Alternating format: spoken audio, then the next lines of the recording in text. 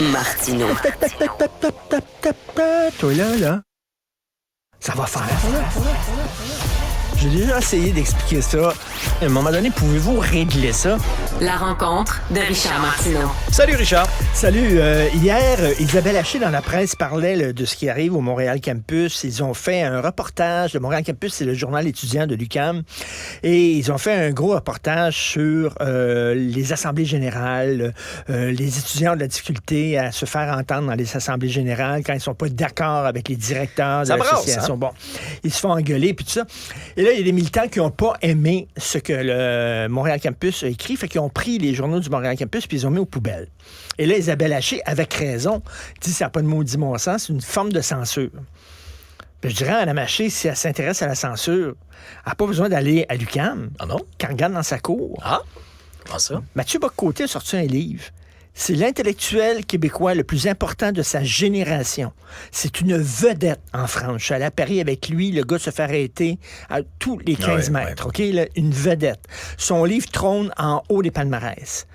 Dans la presse et dans le Devoir, on n'en a pas parlé. Es-tu comme sérieux? s'il n'y avait Pas un mot? pas un mot. Comme si ça n'existait pas. Comme si ça n'existait pas. Il y a eu un texte sur le livre de Mathieu Bock-Côté. C'est dans le Journal de Montréal.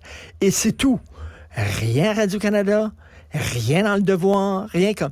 Écoute, là, je veux dire, ça, c'est comme si tu prends un journal puis tu le fous aux poubelles en disant non, faut pas que les gens sachent que ce livre-là existe parce que peut-être qu'il pourrait être mis en contact avec des idées tellement toxiques parce que, tu sais, il est contre le wokisme. Oh mon Dieu, que c'est épouvantable, ça. Puis attends une minute, Mathieu, il dit que quand on reçoit des immigrants, ben il faut tenir compte de notre capacité d'accueil. Oh mon Dieu, Seigneur! Mes oreilles saignent! Ça. Mes oreilles saignent, Richard! Attention, là.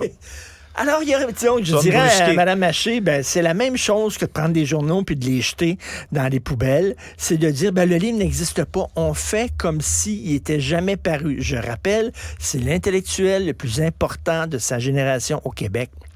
On n'en parle pas. Comme par magie. Ben, par contre, le Devoir fait, il y a quelque temps, je pense que c'était la une d'ailleurs, un gars totalement obscur, inconnu, qui a écrit un livre contre Mathieu Bock-Côté. Ça, on en a parlé. Ça, soudainement, c'est l'apparition de ce livre-là qui était publié par je sais pas trop qui. Alors là, c'est une nouvelle d'importance. Nos belles contradictions dans les médias. C'est fascinant. Merci, Richard. Merci. Hey, salut. Merci à vous d'avoir été avec nous. Revenez bientôt, puis d'ici là, ben, faites attention.